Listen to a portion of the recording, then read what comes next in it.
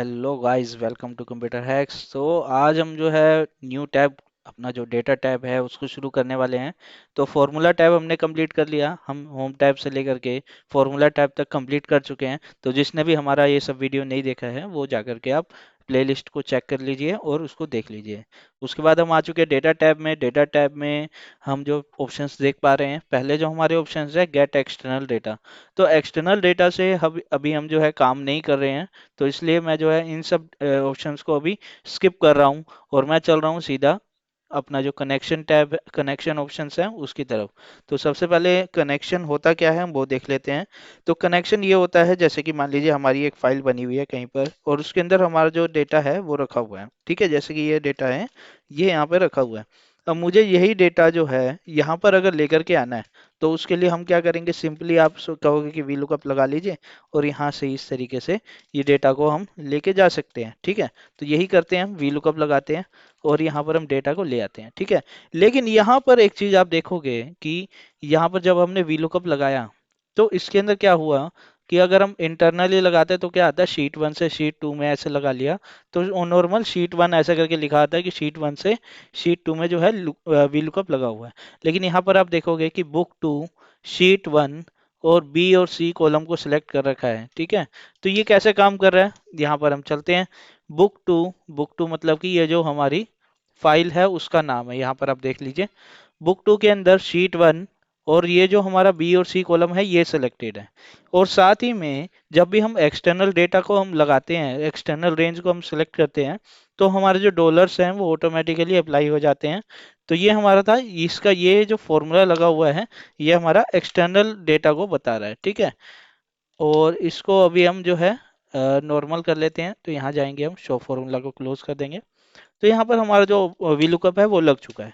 लेकिन साथ ही में एक चीज और हुई है, वो हम डेटा टैब में चलते हैं और यहाँ पर आप देखोगे कि ये जो एडिट लिंक का ऑप्शन था ये अनहाइड हो गया है, जबकि ये पहले कैसा था, जैसे भी प्रॉपर्टी का ऑप्शन है इसी तरीके से ये हाइड था। तो एडिट लिंक पे जाएंगे तो हमारे को क्या दिखाएगा कि आप देखोगे कि छोटा सा डायलॉग बॉक्स है जिसके अंदर हमारा सोर्स, टाइप ऑफ सोर्स क्या है, अपडेट क्या है, स्टेटस क्या है, अननोन। अब यहाँ पर ये जो हमारा स्टेटस अननोन है, मतलब कि वो फाइल सेव नहीं है फिलहाल के लिए, तो यहाँ पर एक्टिव वगैरह दिखाएगा।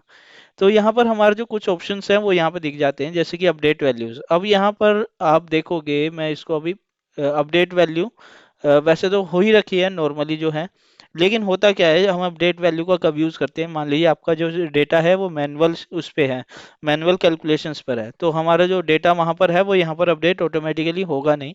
तो आपको अपडेट वैल्यू मैनुअली करना पड़ेगा।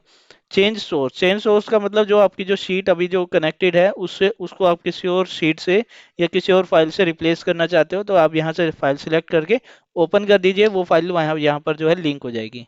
नेक्स्ट जो हमारा option open source, open source क्या होता है कि मान लीजिए आपकी जो फाइल है, मैं एक बार जरा वो फाइल को सेव कर लेता हूँ जिससे कि आपको क्लियर, आपको जो है ना एक ओवरव्यू मिल जाएगा।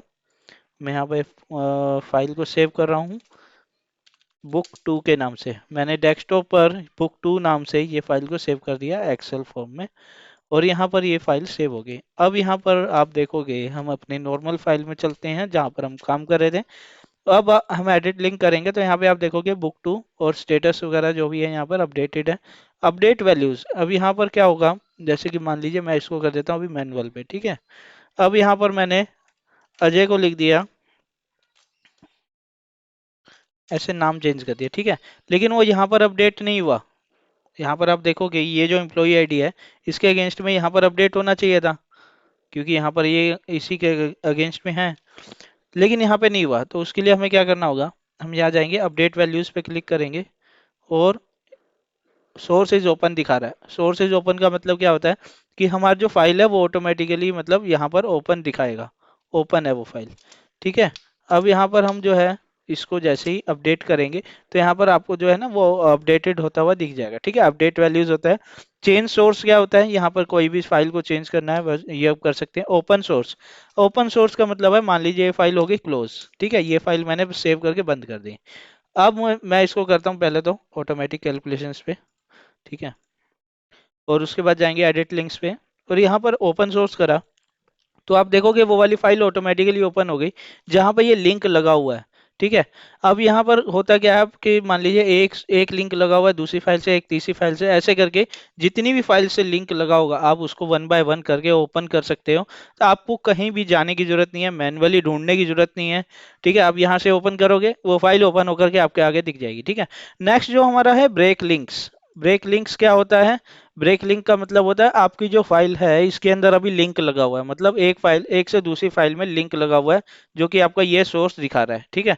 अब आप एक्सटर्नल लिंक चाहते नहीं हो, कई बार क्या होता है हमारी फाइल जो है काफ़ी ज़्यादा बड़ी होती है, जिसको सेव करते करते जो है ये लिंक नहीं कर पाता है, हमारा सिस्टम जो है उसको अफोर्ड नहीं कर पाता है, उसकी जो कैपेबिलिटी है उसकी कम होती है।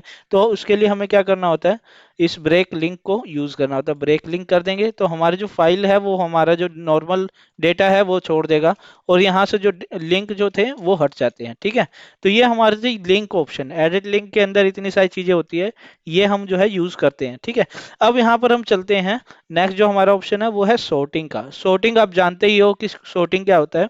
हमारे जो भी हम सॉर्ट करते हैं, जैसे कि आप यहाँ पर देख सकते हैं कि यहाँ पर अगर मैं सीरियल नंबर से सॉर्ट करना चाहता हूँ, और यहाँ पर हम जो है देखो यहाँ पर जितना भी डेटा सिलेक्टेड है ना उसके पहले कॉलम से सॉर्ट कर रहा है अभी ये। आप देखोगे A to Z तो हो ही रखा है, Z to A करेंगे तो 7 से लेके 1 तक की यहाँ पे सीरियल नंबर क्यों लगा देगा। लेकिन अब हमें कस्टम सॉर्ट करना है, अगर कि हमें पर्टिकुलर कॉलम को पकड़ना है, जैसे कि मान लीजिए मुझे नेम से सॉर्ट करना है, नेम और साथ में ग्रेड से, तो मैं क्या करूँगा, यहाँ पर जाऊँगा और यहाँ पर ये जो कॉलम सॉर्ट नेम है, सॉर्ट बाय है, इसको सिलेक्ट करके नेम पकड़ लूंगा, और यहाँ पर A to Z ऑर्डर है, वैल्यू के बेस पे हमें सॉर्ट करना है, और ओके कर देंगे तो हमारा जो ए से शुरू है और वी तक है ये हमारा जो कस्टम सॉर्ट पूरे के पूरे टेबल को सिलेक्ट करके हमने जैसे ही करा ये यहाँ पर पूरा डेटा उसको पलट देगा। लेकिन हमें अगर करना हो कि ये नेम के बेस पे तो A to Z करे ही, साथ में हमारा जो ग्रेड है उसको भी सॉर्टिंग पे लगा दे, तो यहाँ पे मैं ग्रेड पकड़ लूंगा और उसको भी A to Z पे करके ओके करूंगा। तो यहाँ पे आप देखोगे, एक सेकेंड, यहाँ पे ग्रेड पकड़ना था, हाँ तभी इशू आया। अब यहाँ पर आप देखोगे कि ये नॉर्मल जो ग्रेड है उसके बेस पे जो है यहाँ पर नेम और ग्रेड दोनों के बेस पे यहाँ पर सॉर्टिंग कर चुका है। ठीक है।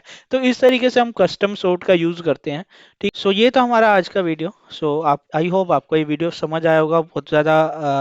अगर आपको कोई इशू आता है इसको समझने में, तो आप हमें कमेंट में लिख सकते हैं, जिससे कि मैं इसको और इजी बना पाऊँ, और मुझे आप कोई आइडिया देना चाहते हैं तो आप वो आप कमेंट में ज़रूर लिखिए। ये मेरे लिए बहुत ज़्यादा हेल्पफुल भी रहेगा। So good bye guys, thanks for watch. Thanks. तो ये था हमारा आज का वीडियो, और होप ये वीडियो आपके लिए इन्फॉर्मेटिव रहा होगा। अगर ये वीडियो थोड़ा सा भी इन्फॉर्मेटिव रहा है तो इस वीडियो को शेयर ज़रूर करें, और लाइक करें, सब्सक्राइब कर दें।